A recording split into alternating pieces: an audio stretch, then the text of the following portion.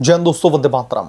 पश्चिम बंगाल की राजनीति में अब तक का सबसे बड़ा भूचाल आ चुका है। एक तरफ पश्चिम बंगाल की सत्ता से बेदखल हो चुकी ममता बनर्जी की तृणमूल कांग्रेस अपनी साख बचाने की आखिरी लड़ाई लड़ रही है, तो दूसरी तरफ दिल्ली के सत्ता के गलियारों में 20 बागी सांसदों का भविष्य अधर में लटका हुआ है। सुप्रीम कोर्ट के एक बड़े और कड़े नोटिस के ठीक 24 घंटे के भीतर भीतर लोकसभा के अध्यक्ष ओम बिरला ने बहुत बड़ा एक्शन ले लिया है। टीएमसी के 20 बागी सांसदों को 7 दिनों के भीतर भीतर जवाब दाखिल करने का अल्टीमेटम थमा दिया गया। अभिषेक बनर्जी की याचिका पर आए इस मोड़ ने ममता कैंप में थोड़ी सी राहत जरूर दी, लेकिन सवाल सबसे बड़ा यह है कि क्या ममता बनर्जी ये कानूनी और राजनीतिक लड़ाई जीत पाएंगी या फिर पश्चिम बंगाल की सत्ता गंवाने के बाद में संसद में भी टीएमसी का अस्तित्व हमेशा के लिए खत्म होने की कगार पर पहुंच जाएगा। आज के इस स्पेशल एनालिसिस में हम संविधान के दल बदल कानून यानी कि जिसे एंटी डिफेक्शन लॉ कहा जाता है, जिसमें 2/3 के अंक गणित और बाकियों के मास्टर स्ट्रोक की पूरी इनसाइड स्टोरी को डिकोड करेंगे। ममता बनर्जी को भले ये लग रहा हो कि लोकसभा के जो स्पीकर हैं ओम बिरला की तरफ से 7 दिनों का अल्टीमेटम दे दिया गया हो, सुप्रीम कोर्ट का फैसला आ गया हो, उससे भले ही वो अपने आप को फिलहाल राहत में फील कर रही हो, लेकिन जो कानूनी अड़चन है वो बहुत कुछ बयां कर रही है जो ममता को बैकफुट पर धकेलती हैं। सबसे पहले समझते हैं कि बीते 48 घंटे में ऐसा क्या हुआ जिसने पश्चिम बंगाल की राजनीति का पारा चढ़ा दिया।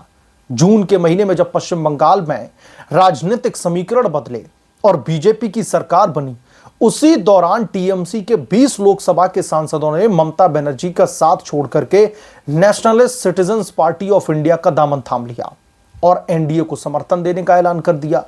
अभिषेक बनर्जी तुरंत हरकत में आए और लोकसभा अध्यक्ष के सामने संविधान की 10वीं अनुसूची के तहत इन 20 बागियों की सदस्यता को रद्द करने की एक याचिका दायर कर दी। लेकिन 2 महीने तक जब इस याचिका पर कोई भी फैसला नहीं हुआ, तो अभिषेक बनर्जी सुप्रीम कोर्ट गए।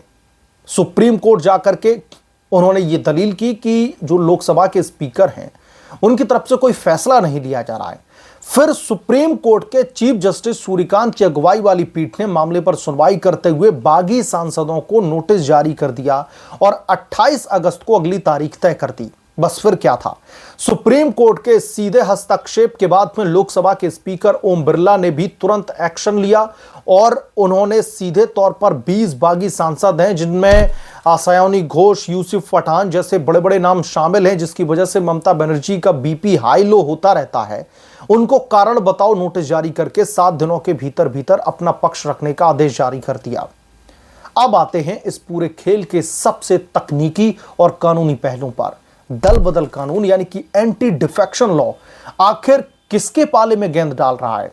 क्या ममता बनर्जी का पाला भारी है या फिर ममता के लिए मुश्किल की घड़ी है?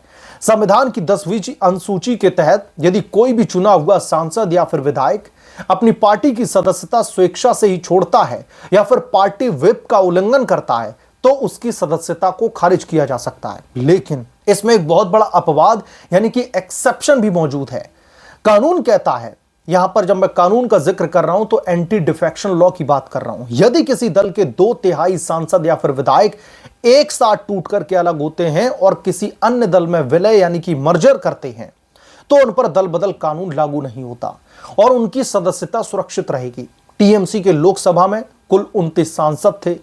29 का 2/3 जो अगर हम एक रेशियो निकालें तो पूरे 20 सांसद। बागी खेमे का यही सबसे बड़ा दांव है और ममता बनर्जी के लिए यही गले की फांस है। उनका दावा है कि उनके पास में पूरे 20 सांसद हैं, यानी कि कानूनी रूप से उनका विलय nationalist citizens party of India यानी कि एनसीपीआई में पूरी तरीके से वैध है। लेकिन ममता बनर्जी और उनके भतीजे अभिषेक बनर्जी की लीगल टीम की दलील बिल्कुल अलग है। टीएमसी का तर्क यह है कि सांसदों ने मूल पार्टी यानी कि ओरिजिनल पार्टी के विलय से पहले ही व्हिप का उल्लंघन किया और स्वेच्छा से पार्टी छोड़ दी।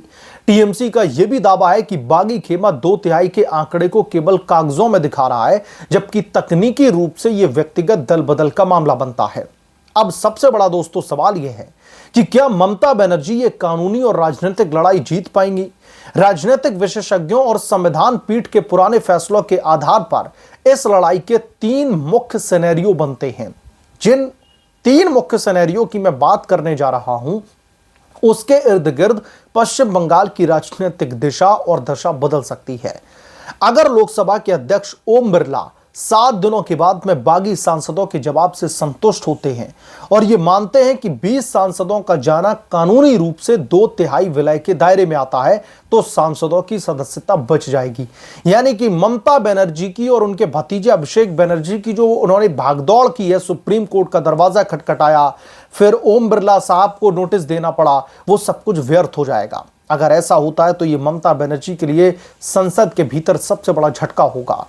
सुप्रीम कोर्ट सामान्यतः स्पीकर के अधिकार क्षेत्र में तुरंत फैसला नहीं सुनाता, लेकिन जो पुराने केसेस हैं उनको मद्देनजर रखते हुए कोर्ट स्पीकर के फैसले की न्यायिक समीक्षा यानी कि जुडिशियल रिव्यू कर सकता है। उसके पास में अधिकार है। अगर स्पीकर का फैसला आने में देरी होती है या फिर फैसला बागियों के पक्ष में जाता है, तो अभिषेक बनर्जी इसे सुप्रीम कोर्ट में दोबारा से चुनौती देंगे।